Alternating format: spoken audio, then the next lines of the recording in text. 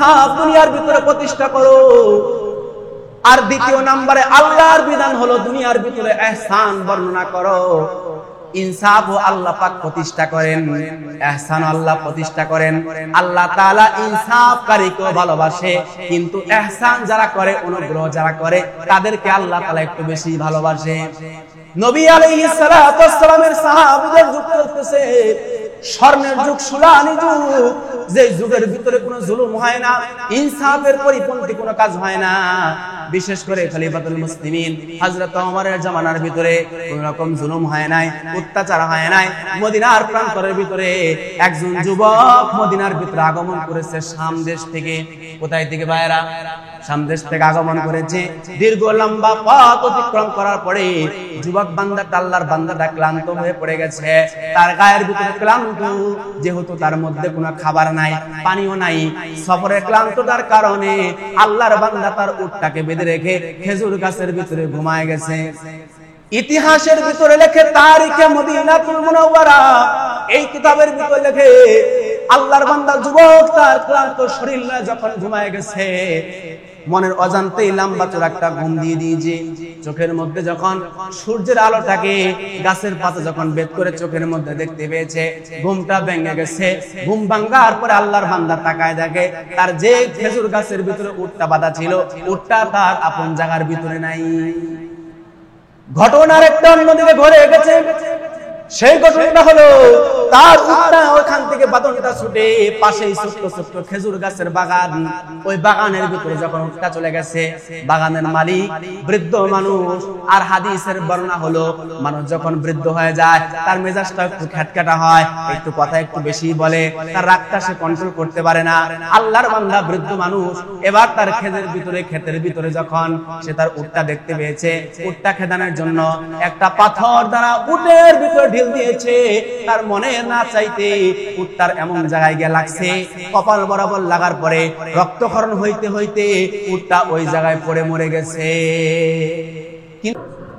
সেই চিন্তায় পেরেশান হয়ে গেলেন, না জানি কার উটটা মেরে ফেললাম, তো দেখি উটরা যদি আসে তাহলে তো উটের বিনিময়ে উট, আল্লাহর বিধান আছে, আমার বাড়ি থেকে একটা উট তাকে দিয়ে দিই। যুবক ঘুম থেকে উঠবার পরে ডানে বামে সামনে পেছনে দৌড়াদৌড়ি করার পরে উট যখন আর খুঁজে না পায়, এক পর্যায়ে দেখে বাগানের ভিতরে তার একটা উট পড়ে মরে আছে। উটটা যেখানে পড়ে মরে আছে, অনেক রক্ত সেখান থেকে প্রবাহিত হয়েছে। পাশে একটা বৃদ্ধ মানুষ লাঠি বর করে দাঁড়িয়ে আছে। যুবক আল্লাহর বান্দা জিজ্ঞাসা করে বলে, চাচা যান, এই উটটা তো আমার, কে মারলো? আপনি যেহেতু এখানে দাঁড়াতো আছেন, আপনি বলতে পারেন কি আমার উটটা কে মেরেছে? মুরব্বি এবার বলে, বাবা তোমার উট কিনা আমি জানি না, তবে আমার ক্ষেতের ভিতরে আসছিল, আমি ঢিল দিয়েছি তাড়ানোর জন্য। বিশ্বাস করো, আমি মারার জন্য আমি এটাকে ঢিল দিই নাই, কিন্তু আমার অনিচ্ছাকৃত সত্ত্বেও উটটা এই জায়গায় মরে গেছে। আল্লাহর বান্দা যুবক তার গায়ের ভিতরে পেরেশান, যেহেতু পেটের ভিতরে ক্ষুধা, আর যখন মাথার মধ্যে পেরেশান থাকে, চোখের মধ্যে ঘুম থাকে, পেটের মধ্যে ক্ষুধা থাকে, মানুষ তখন কি করে সে নিজেও টের পায় না। যুবক আল্লাহর বান্দা ডাইনে বামে তাকায় না তাকায়া ডাইরেক্ট মুরব্বির উপর আক্রমণ করেছে। আক্রমণ করবার পরে এক পর্যায়ে মুরব্বিকে সেখানে ধরাশায়ী করে ফেলেছে। একটু পরে আল্লাহর বান্দা বৃদ্ধ মানুষ ওই জায়গার ভিতরে ইন্তেকাল করে গেছে। যুবক তো মুসলমান, সে বলল, আমার তো সাল রাত কয়েকটা আমি দিলাম, কিন্তু মরে যাবে এটা আমি কল্পনা করি, যে আমার তো একটা উট মারছে, কিন্তু আমি তো একটা মানুষ মেরে ফেললাম। আর মানুষ মারার অপরাধ হলো, যদি কোনো ব্যক্তি একজন নিরপরাধ মানুষকে হত্যা করে, তাহলে তার ব্যাপারে একটাই ফতোয়া, চিরস্থায়ী অনন্তকাল হাবিয়া জাহান্নামে তাকে যাইতে হবে, আর কোনো ফতোয়া নেই। ইন্নাল্লাহা ইয়া'মুরু বিল আদলি ওয়াল ইহসান ওয়া ইতা'i যিল কুরবা ওয়া ইয়ানহা আনিল ফাহশা'i ওয়াল মুনকারি ওয়াল বাগই ইয়া'ইযুকুম লা'আল্লাকুম তাযাক্কারুন। এই আয়াতটার সাথে আমাদের কোন বেশি পরিচিত সকলেরই আছে। তো এই আয়াত সম্পর্কে ইতিহাসের মধ্যে একজন প্রসিদ্ধ মুফাসসির ছিলেন, যার নাম ছিল কাজী সানাউল্লাহ পানিপতি রাহিমাহুল্লাহ। ভারতের পানিপত শহরে তার বাসা, এজন্যই তাকে বলা হয় পানিপতি। তো উনি বলেন যে আল্লাহ তাআলা যে এই সূরাতুন নাহলের 90 নং আয়াতের ভিতরে এমন 3টা আদেশ করেছেন আর 3টা নিষেধ আল্লাহ করেছেন। যদি পুরা কোরআন যদি নাজিল ব্যতি রেখে এই একটা আয়াত নাজিল করত, আর এক আয়াত দিয়ে যদি আল্লাহ রাসূল পুরা দুনিয়ার মানুষকে দাওয়াত দিত, তাহলে ইসলাম বোঝার জন্য এই এক আয়াতই যথেষ্ট ছিল। সুবহানাল্লাহি ওয়া বিহামদিহি। তাহলে বোঝা গেল সম্মান এবং মানের দিক থেকে কোরআনে কারীমের একটি মর্যাদাপূর্ণ আয়াত হলো সূরাতুন নাহলের 90 নং আয়াত। এখন কথা হলো যে এই কোরআনে কারীমের এই সূরাতুন নাহলের 90 নং আয়াতে আল্লাহ এমন কি আদেশ করলেন আর এমন কি নিষেধ করলেন যেটা আমাদের জন্য খুবই জরুরি। এবং আল্লাহ এই 3টা আদেশ আর 3টা নিষেধ করার পরে বলতেছে ইয়াইযুকুম লাআল্লাকুম তাযাক্কারুন। এই আয়াতের ভিতরে যে 3টা আদেশ যদি কোনো ব্যক্তি তার জিন্দেগীর ভিতরে সে রূপান্তর করতে পারে, বাস্তবায়ন করতে পারে, আর 3টা নিষেধ যদি সে বর্জন করতে পারে, আল্লাহ তাআলা বলেন যে আমি তার নামটা জ্ঞানী ব্যক্তিদের নামের কাতারে লিখে দিব। সুবহানাল্লাহ। লাআল্লাকুম তাযাক্কারুন, সে অবশ্যই জ্ঞানীদের কাতারে দাঁড়ায়। তাহলে এই 3টা আদেশ আর 3টা নিষেধ, সব কথা বলা সম্ভব হবে না। আজকে আদেশ থেকে শুধুমাত্র 2টি বিষয় আপনাদের সঙ্গে আলোকপাত করা হবে। আলোচনার যদি বিষয়বস্তু জানা না থাকে, তাহলে কোন দিকে আলোচনা যাইতেছে এটা আমাদের মাথায় ধরবে না। এজন্য এই আয়াতের প্রথম যে 2টা আদেশ আছে, এই 2টা নিয়ে আলোচনা করতে হবে। একটু মনোযোগ দিতে হবে। এদিক সেদিকে তাকামাকি করলে দেখা যাবে যে মাঝখান থেকে কথা ছুটে যাবে। তাহলে আল্লাহর বর্ণনা, ইন্নাল্লাহা ইয়া'মুরু বিল আদলি ওয়াল ইহসান ওয়া ইতা'i যিল কুরবা ওয়া ইয়ানহা আনিল ফাহশাই ওয়াল মুনকারি ওয়াল বাগই ইয়া'iযুকুম লাআল্লাকুম তাযাক্কারুন। আল্লাহ রাব্বুল আলামিন আয়াতের ভিতরে ডেকে বললেন, আমি আল্লাহ যেহেতু তোমাদেরকে দুনিয়ার ভিতরে বানাইলাম, আমি আল্লাহ তোমাদের খালেক, আমি আল্লাহ তোমাদের জন্য মালিক। এজন্য আমি আল্লাহ যেহেতু দুনিয়ার ভিতরে মানুষ বানিয়েছি, এজন্য আমার অধিকার আছে বান্দাকে আমি উপদেশ এবং অর্ডার করতে পারি। যিনি বানাইলেন তার কি অধিকার নাই যে সে বান্দাকে হুকুম দিবে? বলে অবশ্যই আছে। তাহলে আল্লাহ তাআলা বলেন ইন্নাল্লাহা ইয়া'মুরু বিল আদল। 1 নম্বরে আল্লাহ তাআলা আদেশ করতেছেন, আমি তোমাদেরকে আদেশ করলাম দুনিয়ার ভিতরে সকল ক্ষেত্রে তোমরা ইনসাফ প্রতিষ্ঠা করো। 1 নম্বরে আল্লাহর আদেশ কি? ইনসাফ প্রতিষ্ঠা করো। ইনসাফের বর্ণনা নবী আলাইহিস সালাম বলেন, লম্বা হাদিস দিয়া লম্বা তাফসীর দিয়ে বুঝতে হবে না। ইনসাফ বোঝার জন্য 1 নম্বরে বুঝতে হবে, ইনসাফ বোঝার জন্য আল্লাহর রাসূল বলেন, তুমি তোমার নিজের জন্য যা পছন্দ করবা, অপরের জন্য ওটা যখন পছন্দ করবা, বোঝা গেল তোমার ভিতরে ইনসাফ সৃষ্টি হয়েছে। তাহলে ইন্নাল্লাহা ইয়া'মুরু বিল আদল, 1 নম্বরে দুনিয়ার ভিতরে ইনসাফ প্রতিষ্ঠাকারী হও। জুলুমের কাতারে নাম দিয়া তোমার নামটা যেন জালেমের খাতার ভিতরে না লেগে যায়। ইনসাফ। নবী আলাইহিস সালাতু ওয়াস সালাম বলেন, এই দুনিয়ার মাখলুক যিনি বানাইছেন, যিনি খালেক আর যিনি মালিক, উনি দুনিয়ার ভিতরে 1 নম্বরে ইনসাফ প্রতিষ্ঠা করেছে।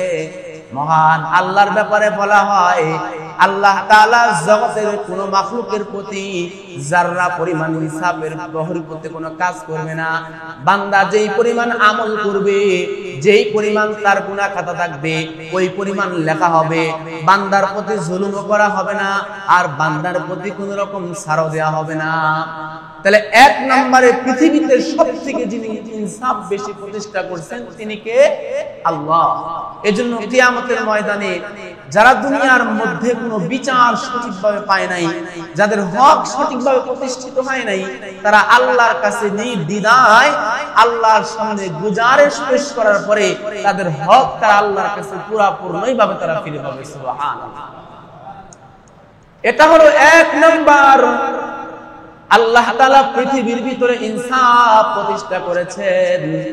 এই জন্য আল্লাহ মানুষকে ইনসাফ প্রতিষ্ঠা করতে বলেন। 2 নম্বরে আল্লাহর পরে যিনি ইনসাফ দুনিয়ার ভিতরে প্রতিষ্ঠা করেছেন তিনি আর কেউ নয়, তিনি জগতের কেউ নয়, তিনি হলো আপনার আমার পয়গম্বর মুহাম্মদুর রাসূলুল্লাহ সাল্লাল্লাহু আলাইহি ওয়াসাল্লাম। যার ইনসাফ, যার আদালত, যার নিষ্ঠতা, এমন নিষ্ঠতা ইমামের মধ্যে বর্ণনা করা হয়, খুতুবাতুল ইমামিয়ার ভিতরে বর্ণনা করা হয়। আল্লাহ নবীর একটা ইনসাফ যদি দুনিয়ার কোন মানুষ দেখে, একটা ইনসাফ দেখার কারণে আল্লাহ নবীর প্রতি তারা আসক্ত হইয়া কালেমা পড়ে মুসলমান হয়ে যায়। বুখারী শরীফের বর্ণনা, নবী আলাইহিস সালাতু ওয়াস সালাম মদিনা মসজিদে নববীর ভিতরে তিনি ইমামতির দায়িত্ব পালন করেন। আল্লাহর নবী তিনি ইমাম, তিনি খতিব, তিনি মানুষের মধ্যে ইনসাফ প্রতিষ্ঠা করে বিচারের কার্য পরিচালনা করে। আল্লাহর নবী মসজিদে নববীর ভিতরে বসা, এমন সময় নবী আলাইহিস সালাতু ওয়াস সালামের কাছে দুজন সাহাবী আগমন করেছে। সাহাবী আগমন করে বলে, ইয়া রাসূলুল্লাহ, ইয়া হাবিবাল্লাহ, ওগো আল্লাহর নবী, আপনার দরবারে একটা বিচার এসেছে। আর বিচারটা হলো আপনার গোত্র কুরাইশ গোত্রের মধ্যে একজন মহিলা চুরি করেছে, তার বিচারটা আপনার কার্যকর করা লাগবে। নিজের গোত্রীয় বিচার আসছে, আপনি এই বিচারটা পরিচালনা করুন।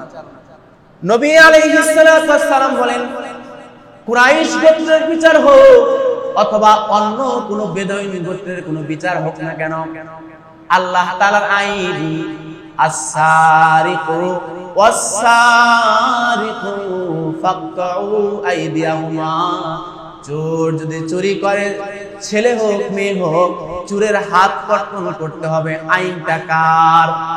আরেকটু আল্লাহর নাম জোরে করে বলেন, আইনটা কার? আল্লাহর আইন হলো দুনিয়ার ভিতরে যদি কোন ব্যক্তি চুরি করে ফেলে তার হাত কর্তন করতে হবে।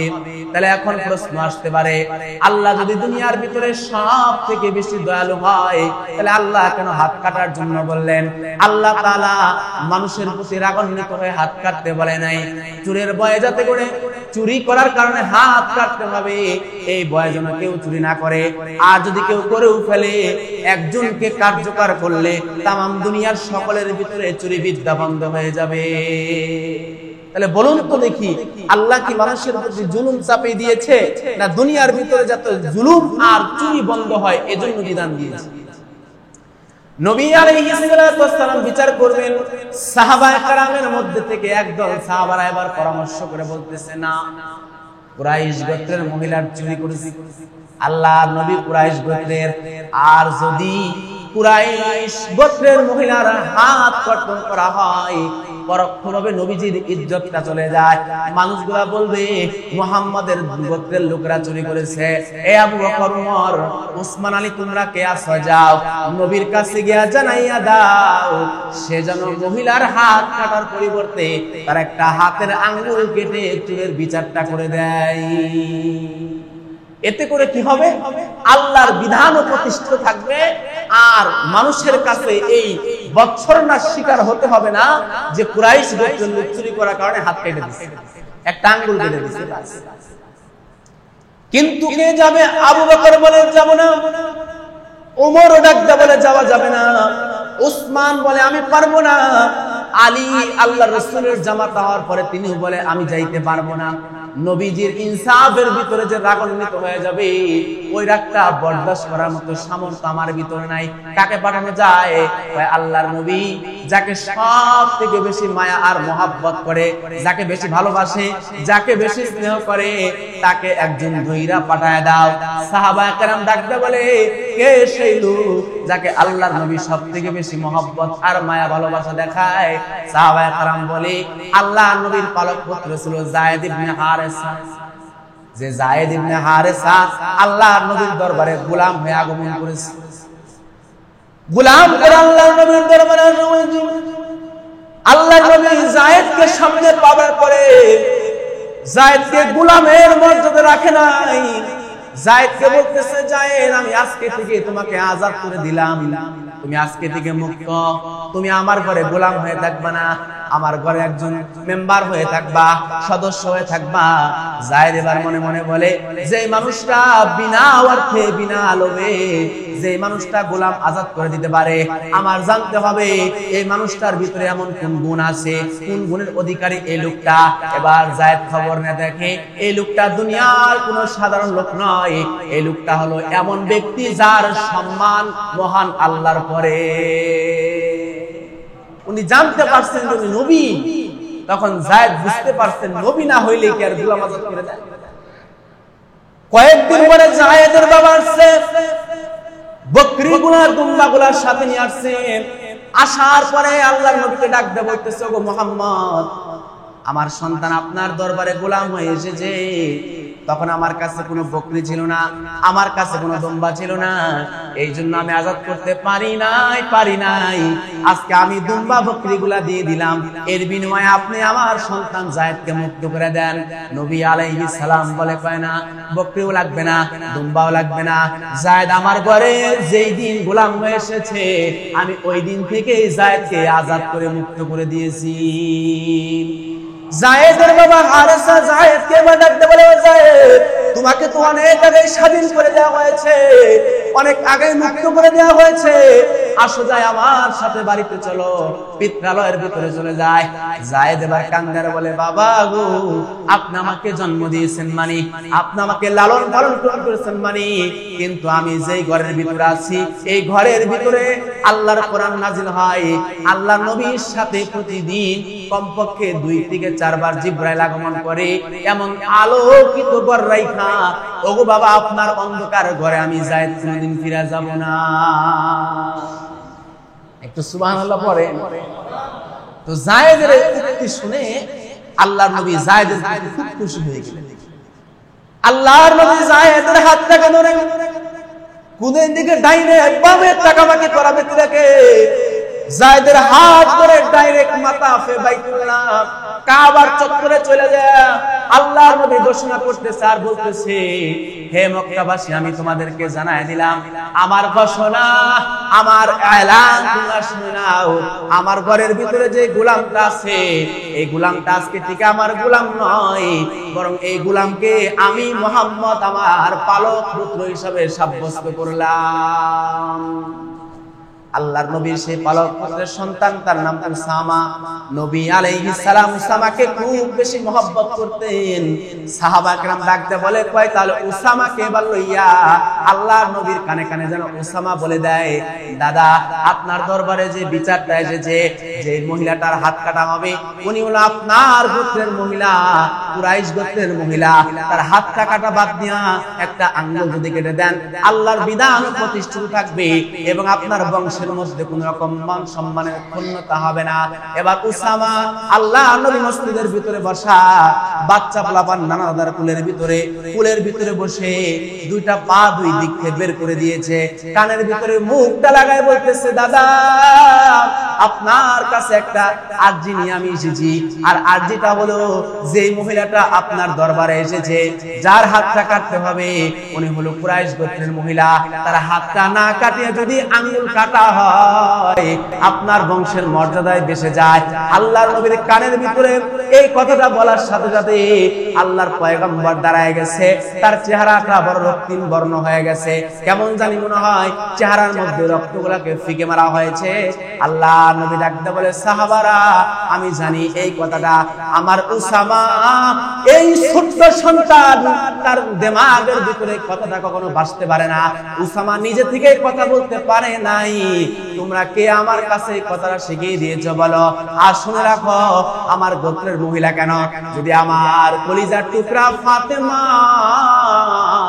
যেই ফাতেমাকে আমি আমার মায়ের থেকে বেশি ভালোবাসি, আমার কলিজা হলো ফাতেমা, ওয়ালাউ সারাকাত ফাতেমা, যদি আমার কন্যাকে মদিনার ভিতরে, আমার রাজ্যের ভিতরে যদি ফাতেমা চুরি করত, আর যদি বিচারটা আমার কাজে আসতো, আমি আমার কন্যার দিকে না তাকাইয়া আল্লাহর বিধান প্রতিষ্ঠা করার জন্য ফাতেমার হাত কেটে দিয়ে আল্লাহর আইন দুনিয়ার ভিতরে প্রতিষ্ঠা করতাম।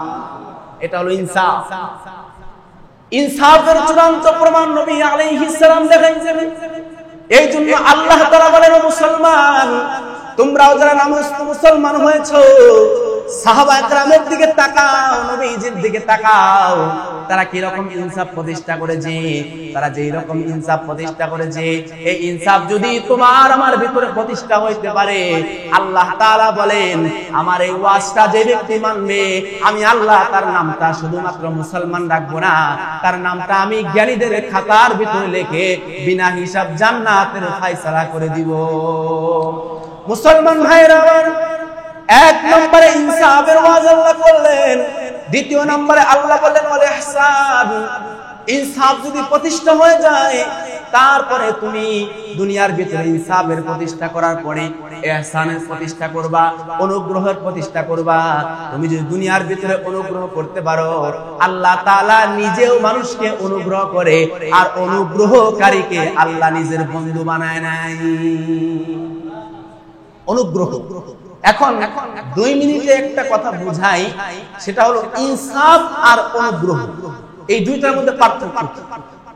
যেমন এই ওয়াজটা যখন করছে, তো এক সাহাবী তিনি বলতেছেন, ইয়া রাসূলুল্লাহ, আপনি যে বললেন ইনসাফ অনুগ্রহ, এর মধ্যে পার্থক্যটা বুঝবো কেমন? আমাদের এক উস্তাদ এই কথাটা খুব ভালো করে বুঝাইছেন, ভারতবর্ষের আলেমে দ্বীন। তো ওনার ছাত্র ওনাকে প্রশ্ন করে, হুজুর চরিত্র কয় প্রকার? কয় চরিত্র 3 প্রকার। একটা হলো খুলুকে আযীম, খুলুকে হাসান, খুলুকে কারীম। এখন আযীম, কারীম, হাসান এগুলো তো আমরা বুঝি না। ছাত্র বলতেছে, উস্তাদ জি, এটা সংক্ষিপ্ত করে আপনি আমাদেরকে একটু বুঝায় দেন, যেটা কেমন করে বুঝবো। এখন উস্তাদ তো মুসিবতে পড়ে গেছে যে এরে আমি কোন বর্ণনায় দেয়া বুঝামু, বরং তাকে প্র্যাকটিক্যাল একটা কাজ বুঝাই। তো 3 চরিত্র লোককে 3 রাস্তার মোড়ের মধ্যে আগে থেকে বসায় রাখছে, রাইখা তার ছাত্রকে পাঠাই দেয়া বলতেছে, যাও দেখবা 3 রাস্তার মোড়ে 3 জায়গায় 3 বুজুর্গ তরমুজ বেচছে। তরমুজকে আরবিতে বলা হয় খুবুজ। তো তরমুজ বেচতেছে, প্রত্যেককে যে একটা করে ঘুষি মারবা, তো বুঝতে পারবা যে এই চরিত্র 3 প্রকার কি কি। তো হাকিমুল উম্মাত বর্ণনা করে, প্রথমে ছাত্র দ্বিধাদ্বন্দ্বের ভিতর পড়ে গেল যে মানুষরে যে বিনা কারণে ঘুষি মারবো, এটা একটা অপরাধ, আবার আরেক দিকে উস্তাদের হুকুম, এটাও তো অমান্য করা বেয়াদবি। ছাত্র এবার বলে, আমি কোন রকম তাল বাহানা না করে, তো প্রথম যাকে পাইছি, তো তার নাকের উপরে কপালের মধ্যে একটা ঘুষি মেরে দিলাম। সে বেড়া কিছু একটা বলে নাই, কিন্তু মুখ সুফা বেশি ভালো না, নিচের দিকে মাথাটা দিয়ে বসে। তো আমি অবাকই হইলাম যে আমি মারলাম, কিন্তু সে আমার কিছু বলল না। তো কিছু দূর পর যাওয়ার পরে আমি আমার আরেকজন ব্যক্তিকে দেখলাম, সে তরমুজ বেচতেছে, তারে আমি আরেকটা ঘুষি মারলাম। তো এই লোক দেখি তার তরমুজ বেচা বাদ দিয়ে আমার হাতের আঙ্গুল টানা শুরু করতেছে। আহারে ভাই, আপনি যে মারলেন, ব্যথা পাইলেন নাকি? সর্বনাশ, দিলাম ঘুষি, এ আমার আদর আপ্যায়ন করে, আর একটু পরে না জানি কি হয়। তাহলে গেল কয়টা? তো তৃতীয় নাম্বার ব্যক্তিকে যে একটা কপাল সহিত একটা ঘুষি মারছে, তো ও বেচারা আর বয়ে থাকে না, যে জায়গায় যতটুকু স্পিডে ঘুষি মারছে, ওইটুকু স্পিডে একটা ঘুষি মারছে। তখন এই ছাত্র দৌড়ায় শায়েখের কাছে এসে বলছে, হুজুর আমার আর লেখাপড়া করতে হবে না। ভাই, যেই লেখাপড়ার মারেফতকে জীবন পেয়েছি বুঝলাম না, এই লেখাপড়া করে আমার লাভ। ভাই কেন, কি হয়েছে? ভাই প্রথমটারে ঘুষি মারছি, কিছু বলছে না, তবে চেহারা শরীর বেশি ভালো না। 2 নাম্বারটারে ঘুষি মারছি, এ তো আমার হাত তোলা শুরু করছে, মানে আমি তার আপন করি। আর 3য় নাম্বারে যে ঘুষি মারছি, এ আমি যে জায়গায় মারছি ঠিক ওই জায়গায় আমার ওইটুকু জোরে একটা মেরে দিচ্ছে। শায়েখ তাকে বলতেছে, এই বালক, তুমি যাকে প্রথম ঘুষি মারছো, সে চুপ করে বসে আছে, সে হলো নম্র ভদ্র, সে কিছু বললে তাকে তার পাল্টা জবাব দেয় না, এ হলো দুনিয়ার মধ্যে আল্লাহর বন্ধু। জোরে কোন সুবহানাল্লাহ।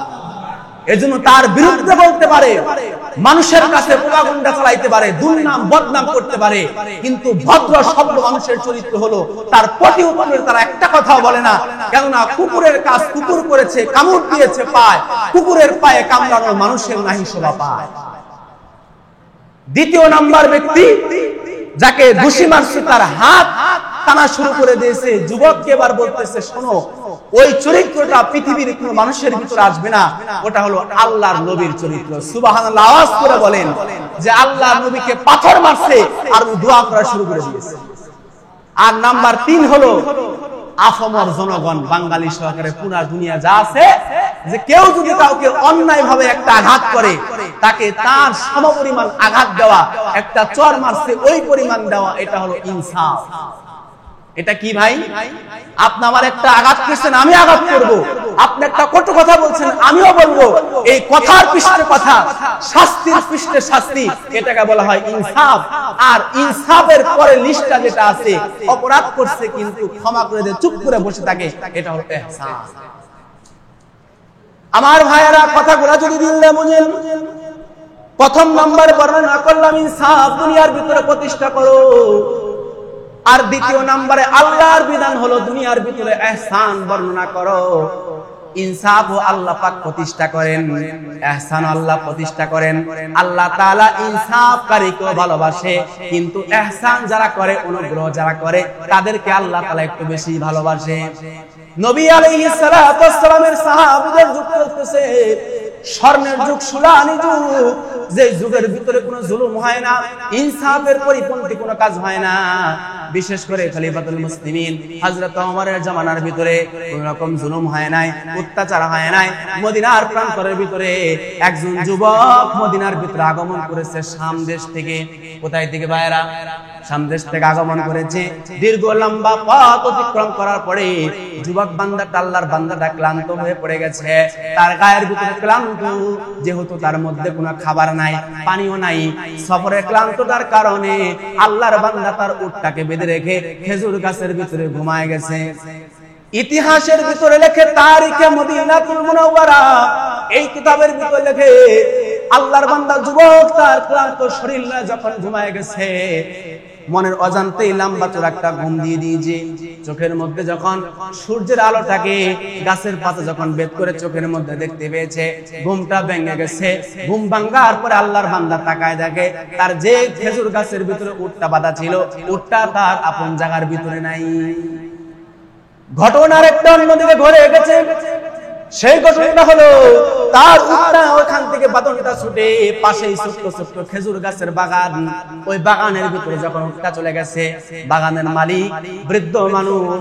আর হাদিসের বর্ণনা হলো, মানুষ যখন বৃদ্ধ হয়ে যায় তার মেজাজটা একটু খ্যাটখ্যাটা হয়, একটু কথা একটু বেশি বলে, তার রাগটা সে কন্ট্রোল করতে পারে না। আল্লাহর বান্দা বৃদ্ধ মানুষ এবার তার ক্ষেতের ভিতরে যখন সে তার উটটা দেখতে পেয়েছে, উটটা খেদানোর জন্য একটা পাথর দ্বারা উটের ভিতরে ঢিল দিয়েছে। তার মনে না চাইতে উটটার এমন জায়গায় গিয়ে লাগছে, কপাল বরাবর লাগার পরে রক্তক্ষরণ হইতে হইতে উটটা ওই জায়গায় পড়ে মরে গেছে। কিন্তু সেই চিন্তায় পেরেশান হয়ে গেলেন, না জানি কার উটটা মেরে ফেললাম, তো দেখি উটওয়ালা যদি আসে তাহলে তো উটের বিনিময়ে উট, আল্লাহর বিধান আছে, আমার বাড়ি থেকে একটা উট তাকে দিয়ে দিই। যুবক ঘুম থেকে উঠবার পরে ডানে বামে সামনে পেছনে দৌড়াদৌড়ি করার পরে উট যখন আর খুঁজে না পায়, এক পর্যায়ে দেখে বাগানের ভিতরে তার একটা উট পড়ে মরে আছে। উটটা যেখানে পড়ে মরে আছে, অনেক রক্ত সেখান থেকে প্রবাহিত হয়েছে। পাশে একটা বৃদ্ধ মানুষ লাঠি বর করে দাঁড়িয়ে আছে। যুবক আল্লাহর বান্দা জিজ্ঞাসা করে বলে, চাচা যান, এই উটটা তো আমার, কে মারলো? আপনি যেহেতু এখানে দাঁড়াতে আছেন, আপনি বলতে পারেন কি আমার উটটা কে মেরেছে? মুরব্বি এবার বলে, বাবা তোমার উট কিনা আমি জানি না, তবে আমার ক্ষেতের ভিতরে আসছে, আমি ঢিল দিয়েছি তাড়ানোর জন্য। বিশ্বাস করো, আমি মারার জন্য আমি এটাকে ঢিল দিই নাই, কিন্তু আমার অনিচ্ছাকৃত সত্ত্বেও উটটা এই জায়গায় মরে গেছে। আল্লাহর বান্দা যুবক তার গায়ের ভিতরে পেরেশান, যেহেতু পেটের ভিতরে ক্ষুধা, আর যখন মাথার মধ্যে পেরেশান থাকে, চোখের মধ্যে ঘুম থাকে, পেটের মধ্যে ক্ষুধা থাকে, মানুষ তখন কি করে সে নিজেও টের পায় না। যুবক আল্লাহর বান্দা ডাইনে বামে তাকায় না তাকায়া ডাইরেক্ট মুরব্বির উপর আক্রমণ করেছে। আক্রমণ করবার পরে এক পর্যায়ে মুরব্বিকে সেখানে ধরাশায়ী করে ফেলেছে। একটু পরে আল্লাহর বান্দা বৃদ্ধ মানুষ ওই জায়গার ভিতরে ইন্তেকাল করে গেছে। যুবক তো মুসলমান, সে বলল, আমার তো সাল রাত কয়েকটা আমি দিলাম, কিন্তু মরে যাবে এটা আমি কল্পনা করি, যে আমার তো একটা উট মারছে, কিন্তু আমি তো একটা মানুষ মেরে ফেললাম। আর মানুষ মারার অপরাধ হলো যদি কোনো ব্যক্তি একজন নিরপরাধ মানুষকে হত্যা করে তাহলে তার ব্যাপারে একটাই ফতোয়া, চিরস্থায়ী অনন্তকাল হাবিয়া জাহান্নামে তাকে যাইতে হবে, আর কোনো ফতোয়া নেই। তার আর কোনো রাস্তা নাই। যারা নিরপরাধ নির্দোষ মানুষকে হত্যা করবে তার শাস্তি একটাই, চিরস্থায়ী জাহান্নাম। আল্লাহর বান্দা যুবক পালায় যায় নাই, আল্লাহর দরবারে দুই হাত তুলে বলে, আল্লাহ এই মরুভূমির ভিতরে তুমি ছাড়া এই মুহূর্তে আমার হত্যাকাণ্ড কেউ দেখে নাই, কিন্তু আমি জানি না কার বাবাকে আমি হত্যা করে ফেললাম, কার স্ত্রীকে আমি বিধবা করে ফেললাম। আল্লাহ আমি তো নিজের ইচ্ছাই করি নাই। আল্লাহর বান্দা যুবক যখন পেরেশানের কারণে লম্বা লম্বা শ্বাস যখন ফেলতেছিলেন, এমন সময় তাকায় দেখে আল্লাহর বান্দা যে বৃদ্ধ মানুষটা মারা গেছে তার দুইটা ছেলে সেই বাগানের ভিতরে আগমন করেছে। যুবক দুই সন্তানের দেখেন একটা উট পড়ে মরে আছে, পাশেই তার বাবা, উনিও মৃত অবস্থায় মনে হয় পড়ে আছে। একটা যুবকও সেই জায়গার ভিতরে দাঁড়ানো আছে। দুইজন যুবক এবার ডাকতে বলে, এই ভাই, উনি তো আমাদের পিতা, বলো তো দেখি কেমনে কি হইলো। আল্লাহর বান্দা যুবক সকল ঘটনা বর্ণনা করার পরে বলতেছে, ভাইজান বিশ্বাস করেন আমি ইচ্ছাকৃত তাকে আমি মারতে চাই নাই, আমার রাগটা কন্ট্রোল করতে পারি নাই, এই জন্য আমি একটু চড়াও হয়েছিলাম, কিন্তু মারা যাবে এটা আমি কখনো কল্পনা করি নাই। এখন আমাকে শরিয়াতের আদালতে নিয়ে চলেন, আমার যে বিচার হবে ওই বিচারটা আমি মাথা পেতে নিতে রাজি আছি। আমাকে বিচারের কাঠগড়ায় নিয়ে চলেন, কেন আমি দুনিয়ার মধ্যে আমার পাপের প্রায়শ্চিত্ত করতে চাই, আমি যেন আখিরাতে আল্লাহর কাঠগড়ায় যেন আমি একজন সন্ত্রাসী আর খুনি হয়ে আল্লাহর দরবারে না দাঁড়াইতে হয়। আল্লাহর বান্দা দুই যুবক মুসাফির যুবকের দুই হাত ধরে টেনে আসছে খলিফাতুল মুসলিমিন হযরত ওমরের দরবারে নিয়ে গেছেন। আর এমন ব্যক্তির দরবারে নিয়ে গেছে যার দরবারে গেলে পর্যন্ত মানুষ থরথর করে কাঁপতো। ইনসাফ আর আদালতের এমন কাঠগড়ায় তিনি দাঁড় করাইছেন, একটা পাখি পশুর বিচারটাও হযরত ওমর ইনসাফ করে করতে পারতেন, এমন যোগ্যতা আল্লাহ তাআলা তাকে দান করেছেন। ওমর এবার সকলের ঘটনা বৃত্তান্ত শুনবার পরে বলে, যুবক তুমি অন্যায় করেছো, বড় পাপ করে ফেলেছো, তুমি যদি তোমার উটটার বদলা চাইতা একটা উট দিয়ে দিতে হয়ে গেত, মানুষ হত্যা করেছো, আল্লাহর বিধান হলো ইন্নান নাফসা বিন নাফসি, মানুষ মারলে তাকে মেরে ফেলতে হবে, কান কাটলে কান কেটে দিতে হবে, চোখ অন্ধ করলে অন্ধ করতে হবে। সুতরাং আল্লাহর বিধান হলো তুমি যেহেতু তার বাবাকে হত্যা করেছো, এখন তারা যদি প্রতিশোধ চায় আল্লাহর আইন অনুযায়ী তোমাকে ফাঁসির কাস্টে ঝুলতে হবে। যুবক বলতেছে, আমি এজন্যই তো আপনার দরবার পর্যন্ত এসেছি, আমি তো ইচ্ছা করলে পালায় যাইতে পারতাম, কিন্তু আমি আসামি যেন আল্লাহর দরবারে না হই, দুনিয়ায় যেন আমার পাপের প্রায়শ্চিত্ত হয়, আমার বিচার করে। হযরত ওমর রাদিয়াল্লাহু আনহু সংবিধান অনুযায়ী পৃথিবীর প্রথম পৃথিবীর প্রথম যাকে ফাঁসির কাস্টে ঝুলে হত্যা করা হয়, আমি সেই দিকে আজকে যাব না। সেখান থেকে আল্লাহর বিধান হলো দুনিয়াতে যাকে ফাঁসির কাস্টে ঝুলানো হবে, মৃত্যুদণ্ড কার্যকর করা হবে, তার জীবনের শেষ ইচ্ছা চাহিদা কি হবে তাকে মৃত্যুর আগে জিজ্ঞাসা করা হয় কি হয় না বলেন? আমাদের দেশে যাদেরকে বিচার করা হয়, বলুন তো দেখি তোমার জীবনের শেষ ইচ্ছা কি? রাষ্ট্রীয় সরকার অবশ্যই চেষ্টা করে তার ইচ্ছাটা পূরণ করার জন্য। যুবককে হযরত ওমর ডাকতে বলতেছেন, এই যুবক তোমার জীবনের শেষ আশা কি? কি তোমার দিলের ভিতরে তামান্না? যুবক এবার মুস্কি মুস্কি হাসে আর বলে, আমি তো আল্লাহর দিদারে চলে যাব, আমি অন্যায় করে ফেলেছি, আমার দুনিয়ার ভিতরে আর কোনো আশার বাঁচা নাই ওমর, তবে হ্যাঁ আমার একটা মাত্র আরজি আছে, যদি আপনি খলিফাতুল মুসলিমিন এই আরজিটা যদি পূরণ করেন, আপনি আমার জন্য উপকার করার কারণে কিয়ামত পর্যন্ত আমি আপনার কাছে কৃতজ্ঞ থাকব। ওমর রাদিয়াল্লাহু আনহু বলেন, বলো দেখি তোমার কি আরজি?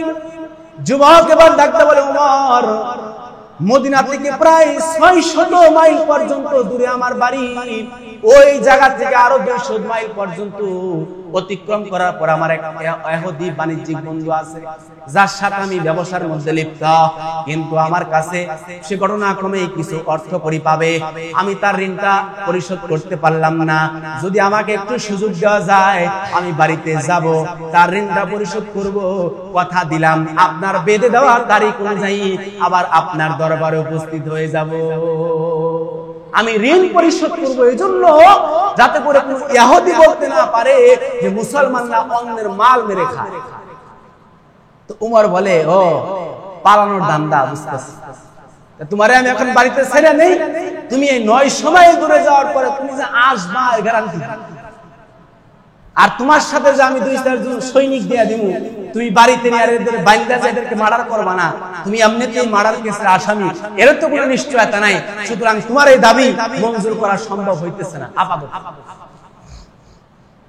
ওমর রাদিয়াল্লাহু আনহু মুহূর্তের ভিতরে কলমের কালিটাকে ঘুরায় বলতেছে, যুবক, যেহেতু তুমি ঋণের কথা বললা, আর আল্লাহর দরবারে শহীদ হয়ে মরলেও ঋণের বোঝা আল্লাহ মাফ করে না, এর জন্যই বলতেছি, শোনো, একটা সুযোগ তোমার জন্য আছে। মদিনা অথবা মদিনার আশেপাশে যদি তোমার কোনো পরিচিত ব্যক্তি থেকে থাকে, তোমার কোনো ভাই ভাদার থেকে থাকে, তাদেরকে তোমার আসনে বসায় দাও, তাদেরকে তোমার জিম্মাদারি বানায় দাও। তুমি যদি ঠিক মতো আসো তোমার ফাঁসি হবে, আর তুমি যদি ঠিক মতো না আসো তোমার জায়গায় ওই জিম্মাদার ব্যক্তিকে ফাঁসির কাস্টে ঝুলানো হবে। বলেন তো দেখি, এই ফাঁসির রায় প্রাপ্ত আসামির ব্যাপারে জিম্মাদার আমি আর আপনি হবো? তো কথা কোন না কেন? এই লোকটা মার্ডার করে বলাইছে যে যাবো, এর কোনো নিশ্চয়তা নাই, আবু নিশ্চয়তা নাই, আমি কি মাংনা মাংনি ফাঁসি কাটতে দিব নাকি? কেউ তো রাজি হবে না। যুবক এবার দুই চোখের পানি ছেড়ে দিয়েছে, তারিখে মদিনার ভিতরে এসেছে, ডাকতে বলে, খলিফাতুল মুসলিমিন, ওগো ওমর, মদিনার ভিতরে আমার কেউ নাই, মদিনার ভিতরে আমার বাবা নাই, মদিনার ভিতরে আমার মা নাই। আজকে যদি আমার মা থাকতো আমার জিম্মাদারি হইতো, বাবা থাকলে আমার জিম্মাদারি হইতো, আমার ভাই থাকলে আমার জিম্মাদারি গ্রহণ করতো, কিন্তু আল্লাহর নামের কসমকে বলতেছি, মদিনার ভিতরে আমার কেউ জিম্মাদারি নাই, সুতরাং আমার ঋণ পরিশোধ করা হবে না, আপনি আমাকে তাড়াতাড়ি ফাঁসির কাস্টে ঝুলাই দিলেন। জল্লাদ যখন যুবকটাকে ফাঁসির কাস্টে ঝুলাইতে যাবেন, দুই নিচের ভিতরে সেজদা দিতেছি, এবার জল্লাদ যখন ফাঁসির কাস্টের ভিতরে ঝুলাইতে যাবে, জল্লাদ যখন তার মাথার ভিতরে কালা কাপড় পরায় দিয়েছি, এমন সময় সাহাবীদের মজলিস থেকে একটা লোক দুইটা হাত বাড়াই দেয়, বলতেছে, ওমর, ফাঁসি চালাবেন না, ফাঁসির দড়িটা নামায় ফেলুন, আমি আমার এই মুসাফির ভাইয়ের জন্য জিম্মাদারি গ্রহণ করলাম। তাকায় দেখে তিনি আর কেউ নাই, তিনি আল্লাহর নবীর পেয়ারা সাহাবী, যার নাম আবু যর গফারি, আল্লাহর নবীর সাহাবী আবু যর গফারি। তার দিকে হযরত ওমর তাকায় বলতেছে, তুমি কি ভেবেচিন্তে সিদ্ধান্ত নিয়েছো? বলে, হ্যাঁ, ভেবেচিন্তে সিদ্ধান্ত নিয়েছি। আমার মুসলমান ভাই, আমি তার প্রতি একটু ইহসান করলাম, এর বিনিময়ে আল্লাহর কাছে কিয়ামতের ময়দানে হয়তো আমি মুক্তি পেতে পারি। আল্লাহর বান্দাকে এবার হযরত ওমর খালাস দিয়ে বলতেছে, যাও, 15 দিনের ছুটি তোমাকে দিয়ে দেওয়া হলো, আগামী মাসের প্রথম শুক্রবারের নামাজটা মদিনাতুল মুনাওয়ারায় পড়বা, আমার পেছনে পড়বা, তোমার ফাঁসি তখন কার্যকর করা হবে। আর তুমি যদি সঠিক সময় না আসতে পারো, তাহলে তোমার ভাই আবু যর গফারিকে তোমার জায়গায় দাঁড়ায়া ফাঁসির মঞ্চে ঝুলানো হবে। আল্লাহর বান্দা যুবক এক মিনিট পর্যন্ত দেরি করে নাই, তেজি ঘোড়া লইয়া দৌড়ায়া দৌড়ায়া 600 মাইল অতিক্রম করার পরে প্রথমেই তার বাবার কাছে গিয়ে বিদায় নিয়েছে। বাবা, দেন দেন, সিনাটা একটু সিনার মধ্যে মিলাই নেই। বাবা গো, আপনি কামাই করে খাওয়াইছেন, কিন্তু আপনাকে খাওয়াইতে আমি পারলাম না, আপনি আমাকে মাফ করে দেন। আপনার সন্তান এই মুহূর্তে দুনিয়ার ভিতরে পাপের প্রায়শ্চিত্ত করার জন্য রওনা দিবে। মায়ের কাছ থেকে বিদায় নিয়েছে, মার কাছ থেকে বিদায় নেওয়ার পরে ঋণ পরিশোধ করে লম্বা রাস্তা পর্যন্ত আল্লাহর বান্দা যুবক দৌড়ায় দৌড়ে আসতেছে। যেহেতু জুমার নামাজের দিন, জুমার পরে হযরত ওমর খেলাফতের আসনে বসে তার ফাঁসির কার্যক্রম করবে, কিন্তু দেখা গেল নামাজ শেষ হয়ে যায়, এখন পর্যন্ত ওই যুবকটার মদিনার ভিতরে তার কোনো নাম নিশানা নাই। হযরত ওমর বলে, একটু দেখা যায় সন্ধ্যা ঘুরে ঘুরে আসতেছে, এমন সময় তাকায় দেখে এখন পর্যন্ত কেউ মদিনার ভিতরে আসতেছে না। আল্লাহর নবীর সাহাবী আবু বকর ডাকতে বলে, আল্লাহর বিধান অনুযায়ী আর সংবিধান অনুযায়ী ওই যুবকটার যে জিম্মাদারি নিয়েছে আবু যরকে ডাক দাও, তাকে সংবাদ পৌঁছায় দাও, তাকে ফাঁসির কাস্টে ঝুলানো হবে। আবু যর আল্লাহর নবীর মসজিদের সামনে দাঁড়ায় গেছে, এবার আবু যরকে ফাঁসির কাস্টে ঝুলানো হবে। আবু বকর রাদিয়াল্লাহু তাআলা আনহু কান্দে, হযরত উসমান আলী, সকল সাহাবী কান্দে, আর বলে, একজন নিরপরাধী জান্নাতি, আল্লাহর সার্টিফিকেট প্রাপ্ত জান্নাতি এই আবু যরকে আজকে বিনা হিসাবে ফাঁসির কাস্টে ঝোলা লাগতেছে। মদিনার ছোট্ট ছোট্ট বাচ্চাগুলা মায়ের স্তরে পর্যন্ত দুধ লাগায় না। এমন একটা নিরপরাধ মানুষকে আজকে ফাঁসির কাছে ঝুলানো হইতেছে। আল্লাহর নবী তার ব্যাপারে বলে আবু যর জান্নাতের ভিতরে যাবে। এমনকি আবু যর আল্লাহর নবীকে খেদমত করতে করতে নিজে ঘর বাড়ি পর্যন্ত বানাইতে পারে নাই, বিবাহ পর্যন্ত করতে পারে নাই। ভাইরা, আবু যরকে যখন জল্লাতে ফাঁসির কাষ্ঠের ভিতরে যখন ঝুলাবে, এমন সময় দেখা গেল যে জল্লাতের হৃদয়টা বড় প্রচন্ড হৃদয়, জল্লাদ কাউকে ফাঁসি দিতে গেলে তার হৃদয় কাঁপে না, অন্তরের ভিতরে কম্পন হয় না। কিন্তু জল্লাদকে দেখা যায় এক পা সামনে আগায় আর এক পা পেছনে দেয় আর বলে হায় রে, জীবনে অনেক মানুষকেই ফাঁসি দিয়েছি, এমন নিরপরাধ মানুষকে ফাঁসি দেই নাই। কিন্তু আল্লাহর নবীর কোলের ভিতরে ঘুম পারছে। আল্লাহর নবী তাকে কোলের ভিতরে জড়ায় ধরে বলছে আবু যরকে আমার আল্লাহ জান্নাতের মেহমান কবুল করে নিয়েছে। জল্লাদ যখন আবু যরকে কালো কাপড় পরে ফাঁসির কাষ্ঠে ঝুলায় দিবে, এমন সময় দেখে মদিনার পূর্ব দিগন্ত দিকে ধুলায় দুঃসারিত হয়ে কে যেন মুখটাকে বেঁধে দৌড়ে দৌড়ে আসতেছে আর আল্লাহু আকবারের তাকবীর দিয়া দিয়ে আসতেছে। ওমর বলে ফাঁসির কার্যকর আপাতত বন্ধ করো, দেখি মদিনার ধুলায় দুঃসারিত হয়ে কে আসে। এবার তাকায় দেখে ওই যুবকটাই মদিনায় আগমন করলো। ওমর এবার ডাকতে বলে ভাইজান, এত বিলম্ব করে আসার মানে কি ছিল? এবার যুবক আল্লাহর বান্দা ডেকে ডেকে বলে ওমর, আমি সঠিক সময় আমার বাড়ি থেকে রওনা দিয়েছিলাম, আমি সঠিক সময় এসেছিলাম, কিন্তু প্রতিমধ্যে আমার ঘোড়ার লাগামটা ছিঁড়ে গেছে। ঘোড়াটা অনেক দূর পর্যন্ত চলে গিয়েছিল, লাগাম সংরক্ষণ করতে করতে আমার বিলম্ব হওয়ার কারণে আমার একটু দেরি হয়ে গেছে, এই জন্য উপস্থিত সকলের কাছে ক্ষমা চাই। ওমর রাদিয়াল্লাহু আনহু বলে হায় রে, যেই যুবকটাকে 15 দিনের জন্য ছেড়ে দিলাম 1000 মাইল পর্যন্ত দূরে যাওয়ার পরে যেই যুবকটা ফাঁসির কাষ্ঠে ঝোলার জন্য দৌড়ে আসে, এই যুবকটা ইচ্ছায় কোনোদিন মানুষ মারতে পারে না। কিন্তু ওমর বলে আমার হাত বাঁধা আইনের কাছে, আমার চোখ বাঁধা আইনের কাছে এই জান্নাতি মানুষটা নিজে নিজে কখনো মানুষ মারতে পারে নাই, ইচ্ছায় মারে নাই, কিন্তু ফাঁসির কাষ্ঠে ঝুলানো হবে, এইটাই আল্লাহর বিধান। আমার ভাইয়েরা, আমার বাবাজিরা, এবার যখন যুবকটাকে ফাঁসির কাষ্ঠের ভিতরে ঝুলাবে, ওই মুরব্বির 2 জন ছেলে যারা ওই লোকটার বিরুদ্ধে মামলা দায়ের করেছিল, যুবক 2 দাঁড়ায় বলে ওমর, বিচার পায়ে গেছি, বিচার পায়ে গেছি, আর বিচার করা লাগবে না। যেই যুবকটা 900 মাইল পর্যন্ত যাওয়ার আবার আসার পরে আসতে পারে, উনি আমার বাবাকে ইচ্ছায় হত্যা করতে পারে নাই, সুতরাং আমি এই মুহূর্তে আমার মামলা উঠায় নিলাম। শুধু মামলা উঠায় নিলাম তাই নয়, বরং আজকে থেকে যুবকটাকে আমি আমার ভাই হিসেবে বাড়িতে নিয়ে গেলাম। ইহসান, কথা এখানেই সমাপ্ত। যে ইহসান যদি আমাদের ভিতরে থাকে, ইহসানের কারণে মুসলমানদের অস্তিত্ব টিকে ছিল। আর সেই ইহসানের ধারাবাহিকতায় আপনারা বাংলাদেশের বর্তমান পরিস্থিতি সম্পর্কে সবাই জানেন।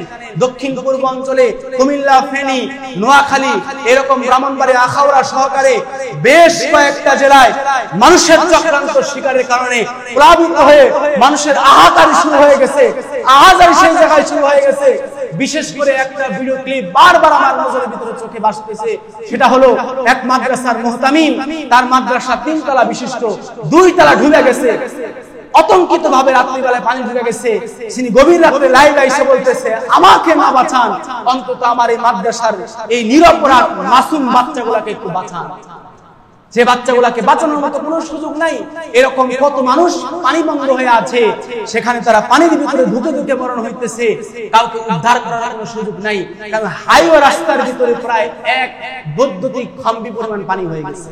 তো যাই হোক, পৃথিবীর মানুষের জুলুম আমাদের প্রতি আসতে পারে, মানুষের জুলুম তাদের স্বার্থের কারণে আসতে পারে, কিন্তু মহান আল্লাহর কাছে কিন্তু ইহসানের কোনো অভাব নাই। দুনিয়ার মানুষের অত্যাচার করতে পারে, এজন্য আসেন মুসলমানের ভ্রাতৃত্ব বন্ধন অনুযায়ী আজকে ওখানে প্রায় লক্ষ লক্ষ মানুষ পানি বন্ধ। এজন্য যার যার দিক থেকে সারা বাংলাদেশে বিভিন্ন প্রোগ্রামের মাধ্যমে তাদেরকে সহযোগিতা করে হইতেছে। বিশেষ করে আমাদের একজন আলেম, আপনারা সকলেই চিনেন, মিডিয়া ব্যক্তিত্ব শায়েখ আহমদুল্লাহ ভাই, উনি তো বরাবরই দেশের জন্য যে কি ভূমিকা রাখে চিন্তাই করা যায় না। 500 মেট্রিক টন খাবার অলরেডি পৌঁছে গেছে। একজন আলেমের অবদান, যাকে দেশের ধর্মমন্ত্রী বানাইতে চাইছিল কিন্তু স্বেচ্ছায় তিনি গ্রহণ করেন। এরকম আলেমের অবদান কিয়ামত পর্যন্ত দুনিয়ায় থাকবে। এজন্য আমরা কিছু না দিতে পারি, অন্তত আমাদের ভাই যাদের সামর্থ্য আছে তাদের কাছে মেসেজটা পৌঁছে দিই। আলহামদুলিল্লাহ ভালো লাগলো। তালুকদার বাড়ি বা আদি টাঙ্গাইলের কিছু যুবক পোলাপানরা, কিছু ভাইয়ের আমার কাছে সকালবেলা আসছিলেন। তারা বললেন যে হুজুর আপনি যদি একটু বিষয়টা বলে দেন যে আমরা মোটামুটি 1.5 লক্ষ টাকার একটা অ্যামাউন্ট যদি জড়ো করে তাদের কাছে ত্রাণ বা নগদ অর্থ পৌঁছাইতে পারি, এটাও অনেক কিছু, নাকি বলেন আপনারা? হ্যাঁ, অসহায় মানুষের কাছে এক মুঠ চিরা মুড়ি পৌঁছানো অনেক কিছু। এজন্য ওরা একটা প্রোগ্রাম করছে, আপনারা যার যা সামর্থ্য হবে এটা ওদের কাছে আপনারা দিয়ে দিন, ইনশাআল্লাহ ওরা আমানতদারিতার সাথে ওখানে পৌঁছায় দিবে। আল্লাহ তাআলার কাছে দোয়া চাই, আমরা দোয়া করি প্রাণ ভরে, আল্লাহ তুমি জগতের জালেমের কথায় আমাদেরকে জুলুমের শিকার করো না, এই মহা প্লাবন থেকে যাতে করে আমার মুসলমান ভাইদেরকে আল্লাহ হেফাজত করেন। সকলে বলি আমিন। ওয়া আখিরু দাওয়ানা আলহামদুলিল্লাহি রাব্বিল আলামিন।